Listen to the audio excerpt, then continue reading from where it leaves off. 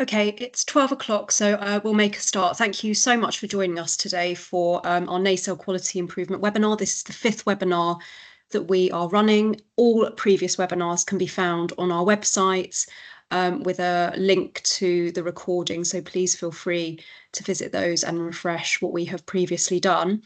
Today we're talking about spiritual, religious and cultural needs in the last days of life. We're joined by some excellent presentations today, so we're really grateful to them for joining us. I'm going to give you a few brief updates to start with, and then Dr. Rosie Bronett, who is the NACEL Quality Improvement Clinical Advisor, has done a video of the data and improvement tool to help navigate you through what the data looks like for spiritual, religious and cultural needs and where to find it.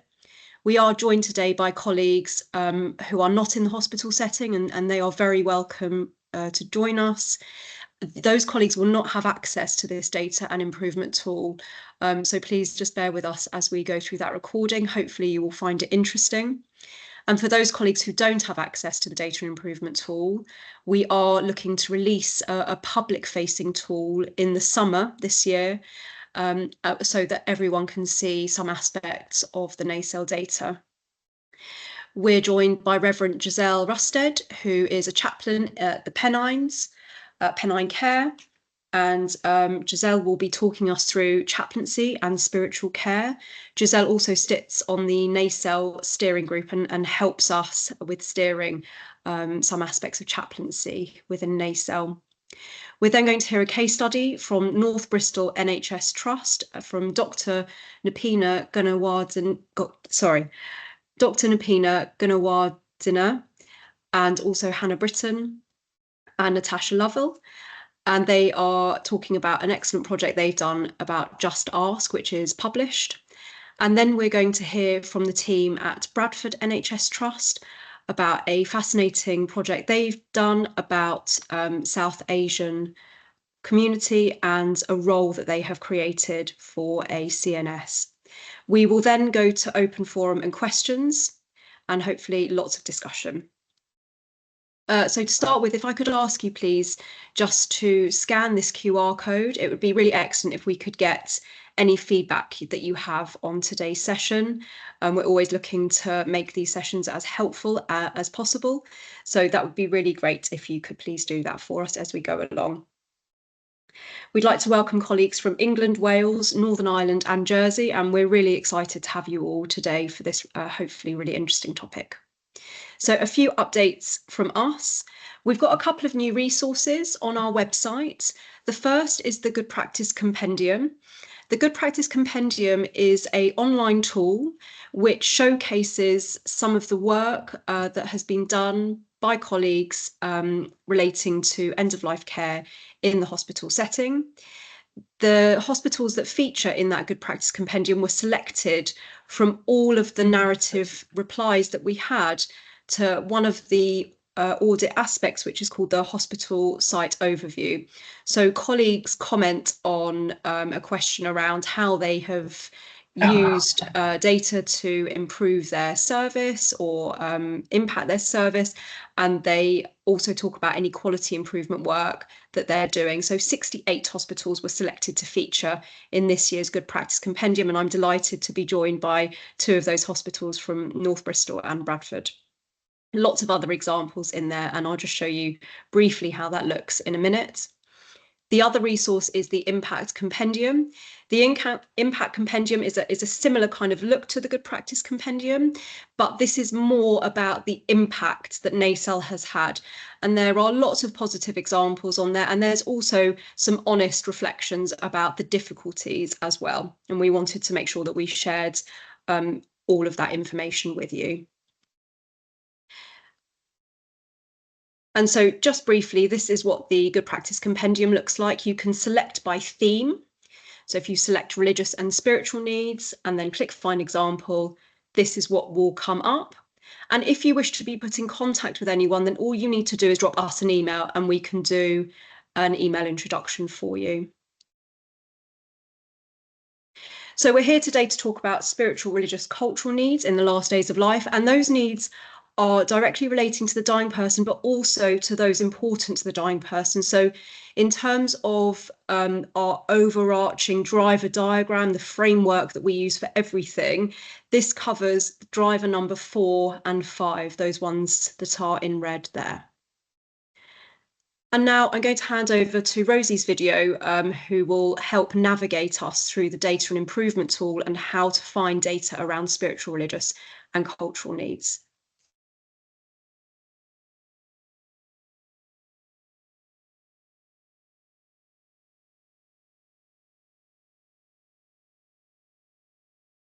Jess, you may need to change the sharing settings so the volume comes through.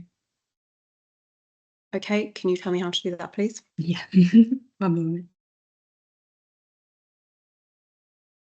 Or are you happy to share your slides, Heather? Might be easier. Yeah, I'll do that now. 1 moment. Thank you.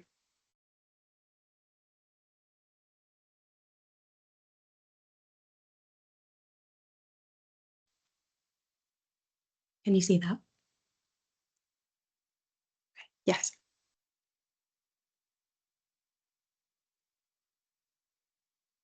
Hi all, I'm Rosie Brunnett, the Nasal Quality Improvement Clinical Advisor, and today we're going to look at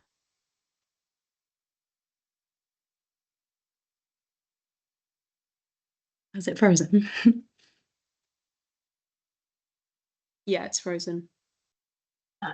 the Cultural, Religious and Spiritual Care Assessment information from NASAL 2024. I'm going to share that with you and what the data improvement tool looks like now following an update. When you log in, you'll see that there's a new look to the overview section. There are still our 10 primary drivers, but they are collapsed within the headings here that align to the 5 priorities of care to help make it look cleaner when you land. I find that the tool is now much quicker, although sometimes the overview section takes a little time to load, and so you may not see the tab immediately when you log in. Here on the right hand side, you can select either the NASAL 2025 or the NASAL 2024 data. Now, when you're trying to look at the data, you can look at our mapping document to find which questions are relevant to what you want, or you can here on the left-hand side in the search all charts, type in what you are looking for. So here I'm typing in the spiritual care, and you will then come up with the 7 data points that is present in the NASAL 2024. They fit here into the actions to meet the holistic needs of the dying person, as well as actions to meet the needs of those important to the dying person. You can then go to things individually on the left-hand side or by pressing here on the open group. Just scrolling down to find that one, and you see the case note review, patients with a spiritual, religious or cultural needs assessment. Now, this is the reason why we're talking about this today. 36.3% of people do not have evidence of a cultural, religious or spiritual needs assessment, as well as a further 19% who don't have an assessment but have a reason recorded why not, for example, that they were unconscious. So as you can see, there are more than half of our patients who don't have this assessment. This is worse than other holistic needs. So, for example, if we look here, 18% of people don't have an emotional or psychological needs assessment, and 11.6% don't have an assessment about their communication needs. You can then put in this tab, search tab on the right hand side, you can put the information you're looking for, and that will filter down to the particular charts. So here we've talked about this one here. In the case note review, there is also the section about whether when people have a cultural and religious needs assessment, are those needs addressed? Now, this is interesting and important for our quality improvement work because it shows that around 29% of people didn't identify that they had any needs following assessment. We were able to meet the needs in 57% of people overall, but a bigger group of people who felt that they had needs. So in the dashboard view, this is removed in terms of the not applicable information. And if you want to go back to the number of people with a cultural and religious needs assessment, you can explore your information here. And for instance, you can look at a time series and you will see that this data remains stable over time. And you can see here that you have the 24-25 information appearing. So this will be really useful to think about when you make an intervention to help improve things. Back to the question about this spiritual, cultural and religious needs. You also may want to filter your data to try and find some areas that make a difference. You may remember from one of our previous webinars that involvement of the specialist palliative care team or having a templated individualised plan of care can make a difference. But you'll see, for instance, if we filter the data here by the specialist palliative care team, there is some improvement, but 22.5% of people still don't have a cultural needs assessment and no reason is recorded. And there is a further 17% of people who didn't have an assessment, but there was a reason recorded why not. So even with specialist palliative care involvement, there is still a big group of people that don't have this assessment. And this is similarly found with people with an individualised standalone individualised plan of care template, where you find again that 23% of people don't have that assessment. So it may be that there is some work to be done with the palliative care team, or there may be some work thinking about prompts on your individualised plan of care. The staff themselves actually felt fairly confident responding to these needs. And so again, it may be about thinking about, does confidence translate to competence, or is it that the groups of people that answer the staff reported measure don't represent all of the people that care for people who die in our organisations? And then in terms of looking at actions to meet the needs of those important to the dying person, we unfortunately find that things are even less good.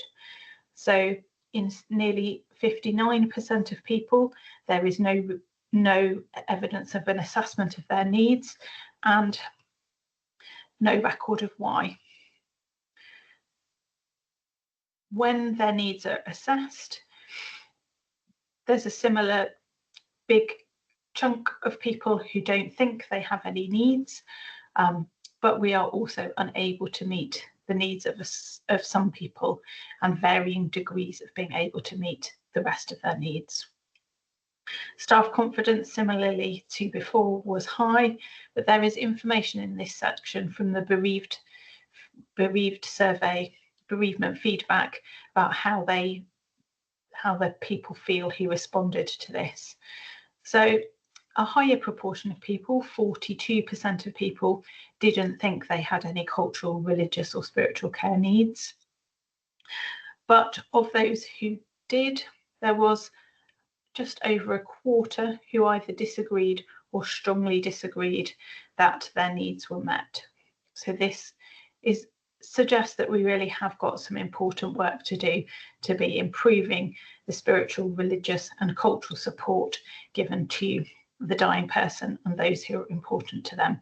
And hopefully from our examples today, we will get some ideas about how we may be able to put that into practice in our organisation. Thank you so much, Rosie. So before we hear from those examples, please can I invite Reverend Giselle to talk us through chaplaincy in end-of-life care. Thank you, Giselle.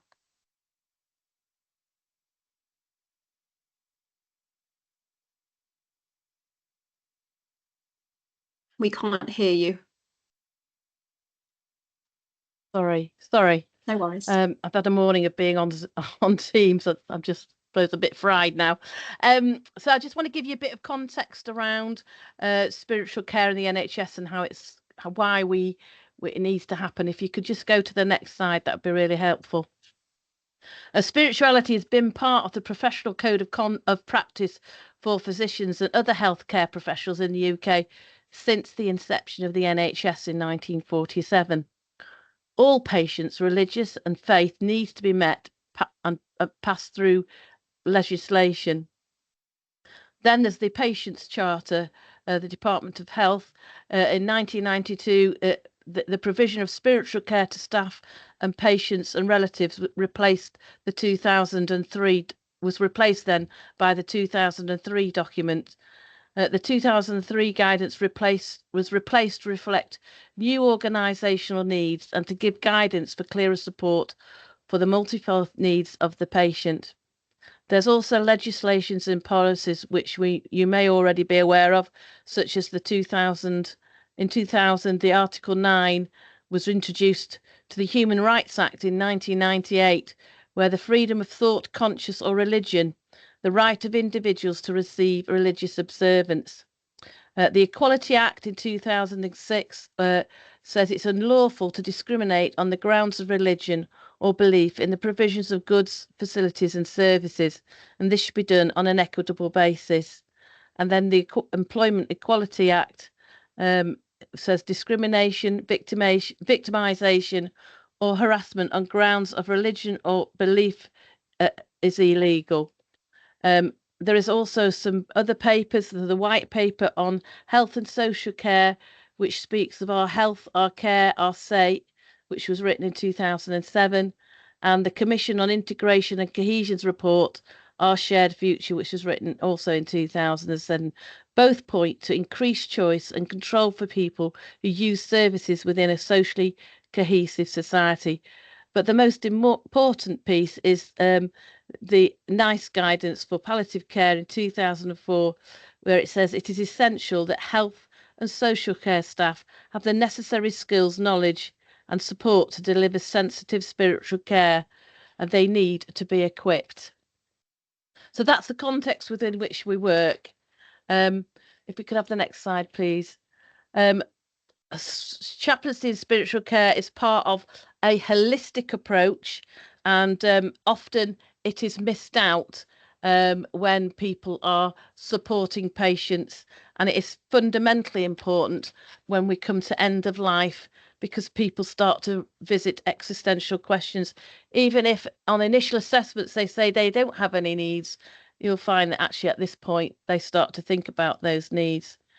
Chaplaincy in spiritual care is an important part, therefore, of the holistic care for patients, and is obviously a missing link.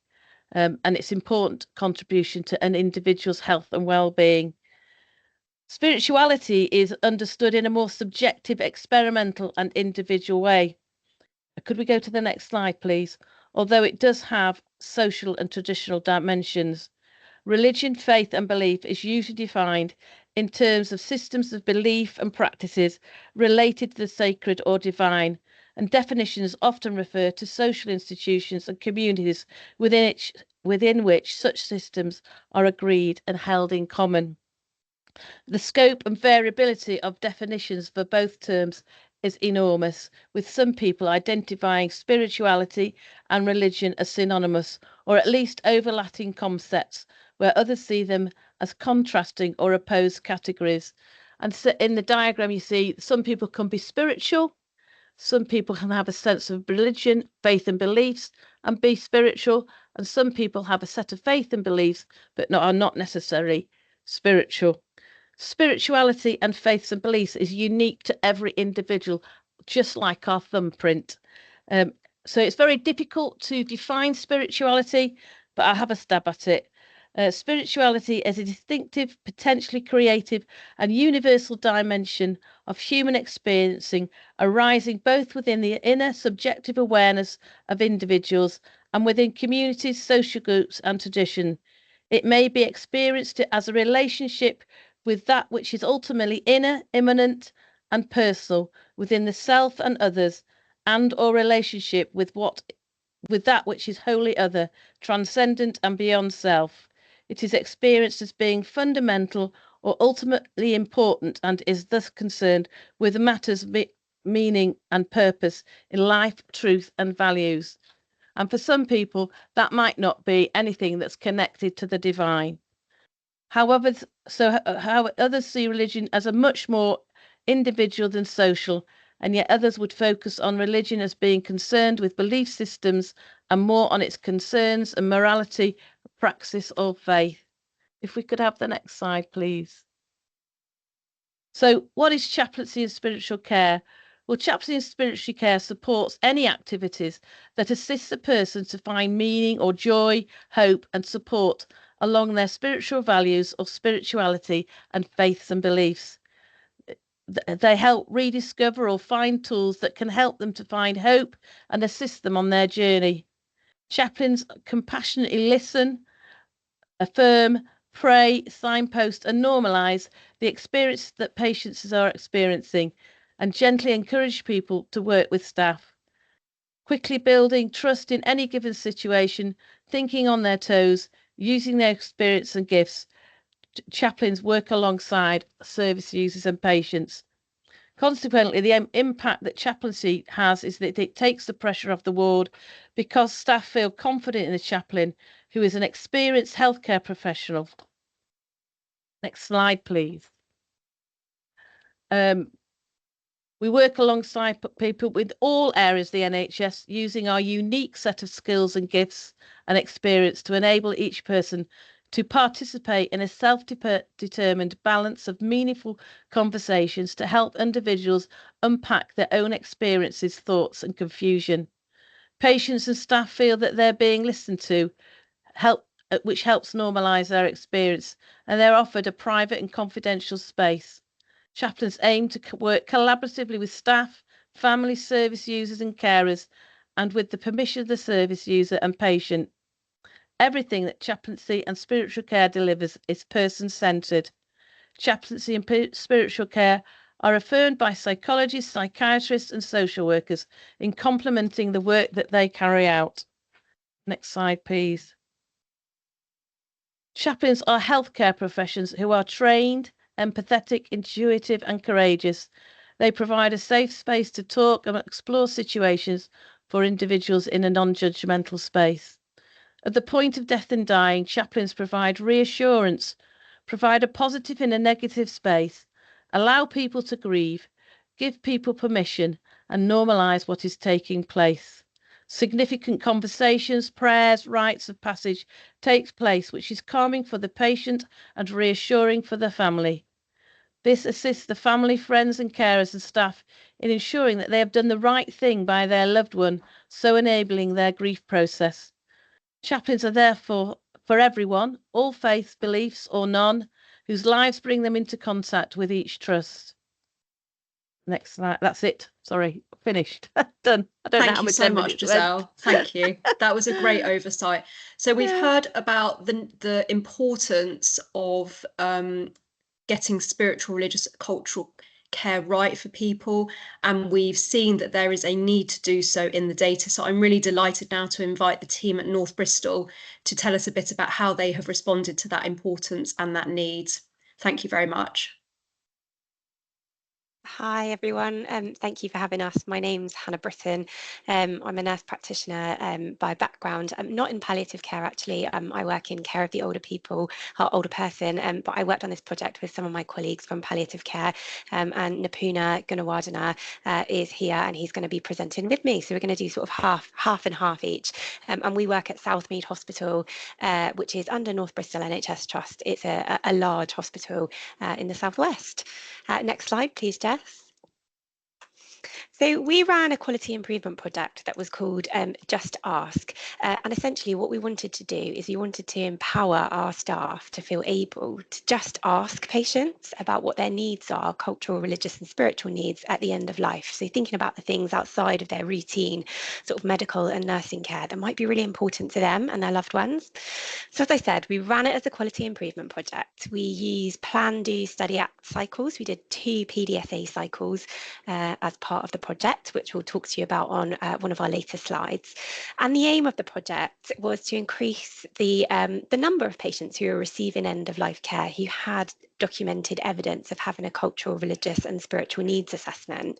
So when we did our baseline audit before we started the project, we could see on our documentation using a retrospective notes review that 43% of patients had some conversation with a staff member about what their cultural, religious and spiritual needs might be at the end of life. And we aimed to improve that to over 50% of our patients, meaning that more than half of them would have that done by the end of the 9-month project. We did the project in 2 phases. So we did a scoping phase, first of all, to really try and understand what the issues were locally, what was getting in the way of people asking about cultural, religious and spiritual needs, and then an intervention phase. Next slide, please, Jess. And I just wanted to include a little bit about how using the NACL data helped us here with our project. So as you know, we've already spoken about on the call today, there is NACL data about the cultural, religious and spiritual needs of individuals at the end of life, and using the data that was available locally from our NACL audit helped us to see that and quantify that there was an issue and there was room for improvement here with a quality improvement type approach. So the NACL audit showed that in North Bristol NHS Trust, only 39% of patients had had their cultural, religious and spiritual needs addressed. That was pretty comparable to the national results, which were at 40% at the time. And we built those NACL sort of audit results into our quality improvement project proposal. So when we put our bid in to say this needs doing, we need a little bit of time to focus on this within our trust and improve it, we used the NACL audit data just to support and quantify that there was room for improvement there.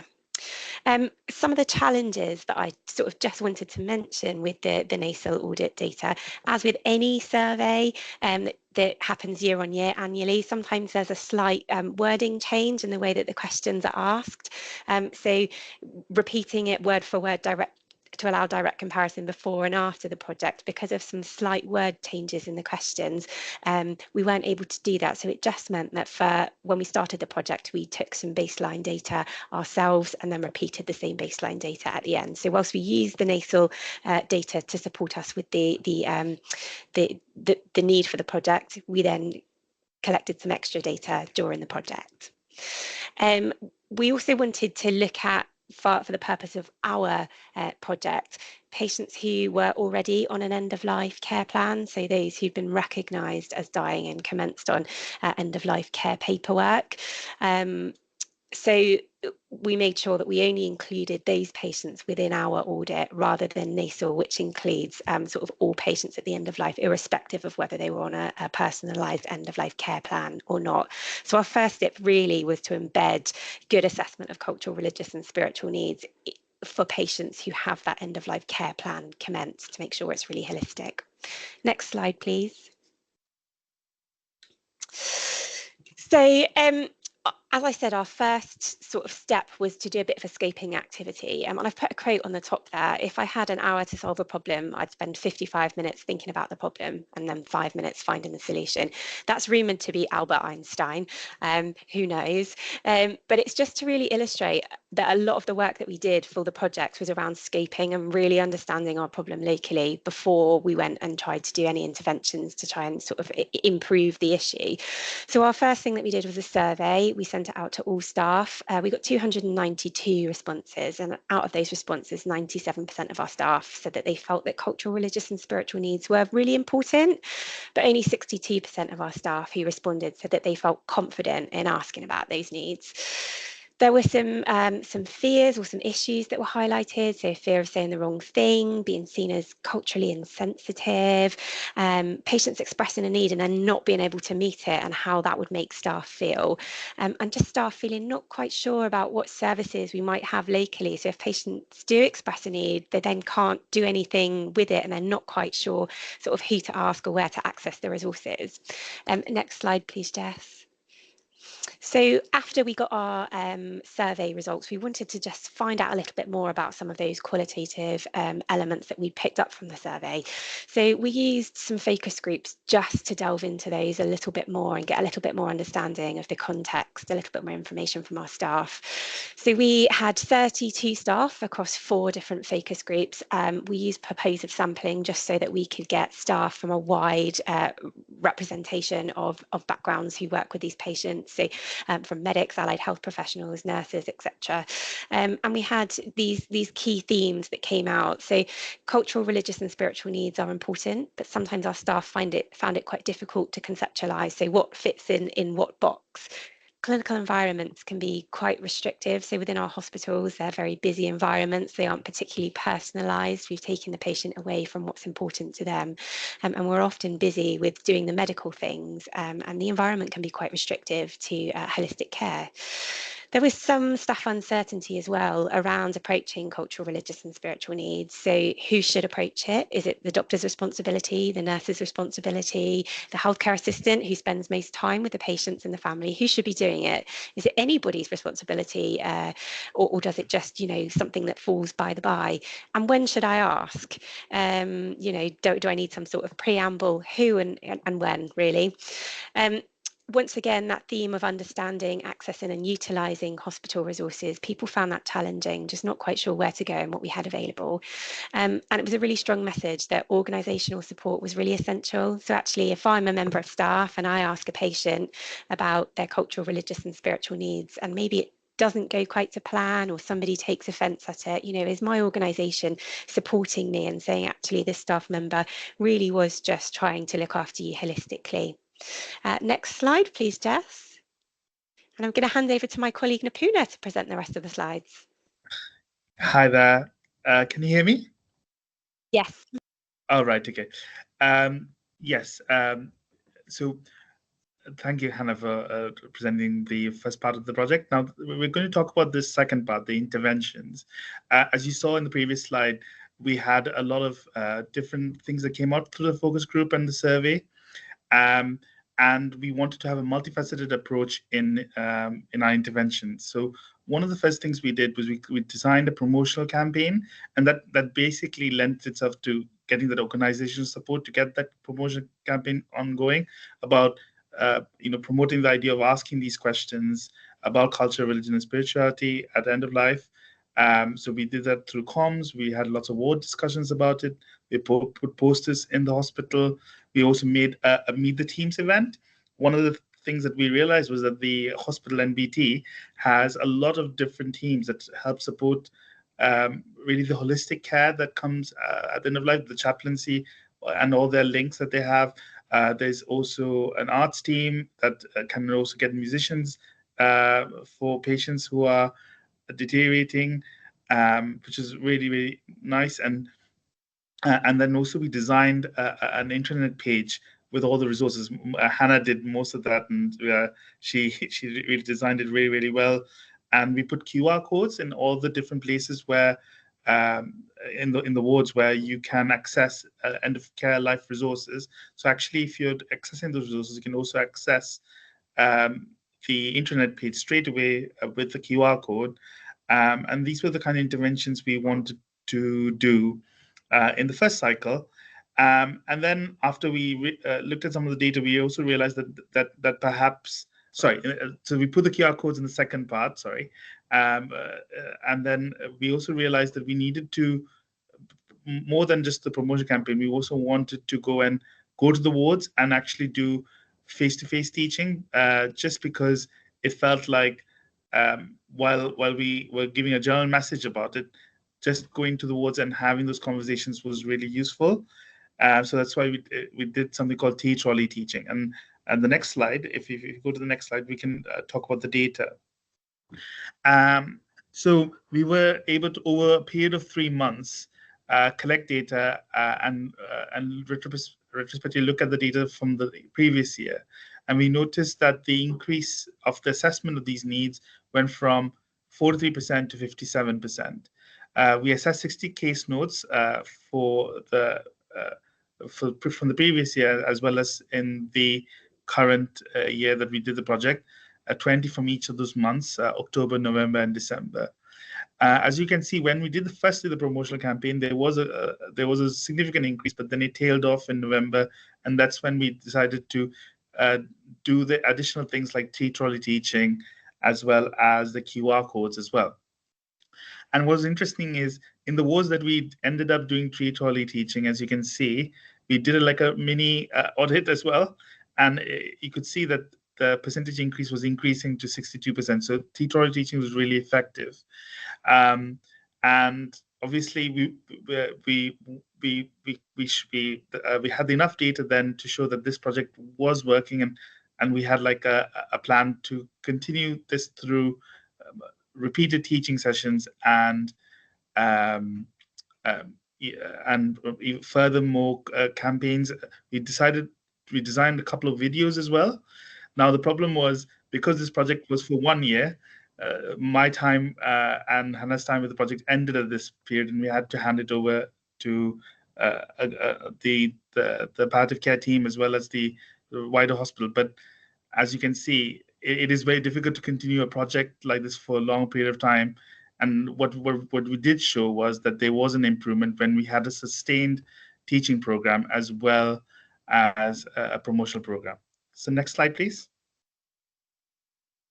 Sorry, next slide. Yeah.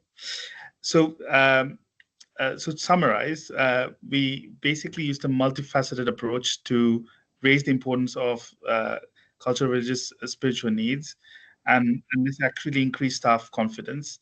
And we were able to achieve a 14% increase in the assessment of these needs. And I think we could have done a little bit more. We could have increased a bit more with the T-trolley teaching as well. And actually it went up to around 60% on those wards. And the T-trolley teaching involved us, I saw a question about it already. The T-trolley teaching involved basically us taking a couple of laptops, showing how to navigate those resources that Hannah had designed, and using chocolates as bribes as well, and having general questions about how to ask questions, how to assess culture, religion, spirituality, giving some tips. On our website, we also wrote a list of questions on how to approach it. So those are the things that staff had said they didn't know how to ask. So we were able to manage that, doing that as well. Yes. So basically that was that, and I think at the end of this session, you guys be able to ask us more questions. So yeah, absolutely. Thank you. Thank you so much. Such a lovely example of the kinds of interventions that make such a great impact. And I also really love how you use the NACEL data to help identify the issue and strengthen your case for argument to run this as a quality improvement project, and then how you use local data to complement that. So such a great example, and hopefully we'll have time at the end for any other questions. Could I please hand over to the Bradford team to talk us through an equally fascinating example of how they have responded in Bradford? Thank you.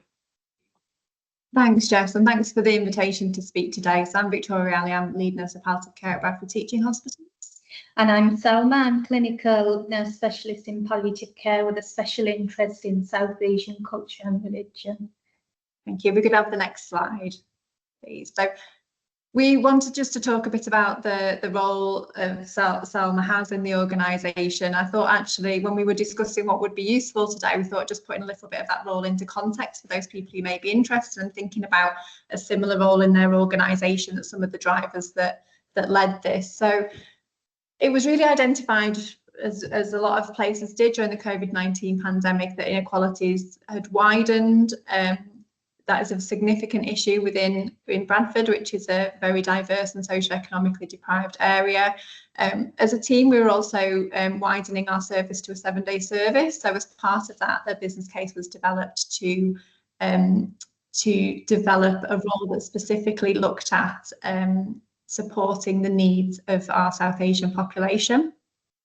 We also, it was recognised, and I think this is, if we're really reflecting on it, we could all say on the call that maybe our workforce is not always representative of the community that we serve, and that was something that was certainly noted in Bradford, and Salma's role was a means to try and address that in some way. We're very lucky in Bradford that we do have a workforce that is quite diverse and represents our communities. So we have people even within our palliative care team from a number of different religions, and Salma will talk about how that helps us. We also, it was noted that we frequently use translators for our complex and sensitive discussions, which has its own challenges in terms of cultural understanding of certain terminology, and also the impact on our translating service for some of the types of discussions that we have in palliative care. So just very quickly, kind of what helped us. I think organisationally, it's a very supportive and proactive organisation in terms of meeting the needs of our local community. So I'm going to say it wasn't necessarily a hard sell, but I think if you are thinking about a role like this, having your board buy-in and organisational buy-in is really important. So speaking to the right people, and we'll talk about how our chaplaincy helps support us with that. I'm going to say recruiting the right person to the post, and Selma is absolutely the right person in that post, but that has been for us absolutely fundamental to the success of the role. And I think that is something to consider if that's part of your role in the organisation, is recruitment. There is a learning culture within the team, and again, Selma will talk about some of the ways she's helped us learn and develop what are kind of culturally sensitive care. And I'll talk a little bit more at the end about how we've used NACEL data to support that. So if you could have the next slide, please, and I'll pass over to Selma, who does the role and can talk much more fantastically about the work that she does. So we'll talk about what we've done and what we actually do. So we try to develop a cultural understanding of what good time looks like within these communities, leveraging cultural awareness down into our palliative care core teachings to our trust staff members. And I think it's really important to understand the meaning of culture. And for lots of people, it means different things. But I think in context, it is the internal and external manifestation of a person's values, norms and beliefs that's learned through life. And considering these cultural values helps us as healthcare professionals to understand how those values influence decision making in palliative care and certainly at the end of life care. Some of the things that we've done is we've reframed our aims of palliative care. We've addressed misconceptions with regards to life extension, especially with withdrawal of treatment and using strong opioids like morphine, benzodiazepines in the dying phase, and the importance of family involvement. We try to, when I'm available, address assessments in patients' first language, so they're able to talk without an interpreter present, meeting those religious needs. And I think everyone within our team over the years since I have been imposed were very aware of religious needs within our holistic template of initial assessments. It's a question that we ask about religious needs. It's educating within the team. Lots of my team members will go and greet patients in their own language, which is always open and welcoming. So we've done that. We address unconscious bias, especially large family groups within the South Asian community, and then knowing for the members on our team and certainly within the wider trust as well, it is a safe space to ask what's culturally appropriate. So I think people often shy away because they're not sure if they're going to offend somebody. So it's having the confidence to ask what is culturally appropriate. And then I think one of the biggest benefits of my role is I have an authenticity of voice in the operational development group. So within our equality, diversity and inclusion group, I'm able to take my concerns, explain what I've seen firsthand with patients, what our patients in these communities are saying are the barriers to them having access to palliative care, what puts them off, what we see on the wards, why are people turning away from us. And I'm able to take these back to the operational team, and we actually have an ongoing plan of where we're trying to meet these needs. So I think being of South Asian heritage, it's enabled me to provide culturally, religiously appropriate care. And being multilingual, as I've said, I can address the potential language barriers and the stigma around death and dying. South Asian cultures, they place a really high value on family involvement in all aspects of care, and especially end-of-life care. Often palliative care in these communities is seen as giving up rather than focusing on the quality of life.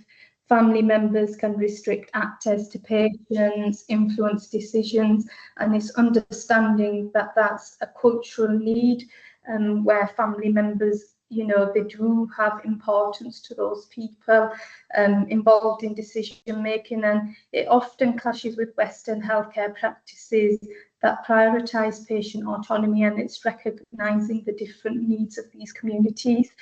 If we could have the next slide, please. So some of the remaining challenges that we have is often my role within my community can be seen as I'm part of the Western healthcare system, you're just one of them, you're not going to listen to us.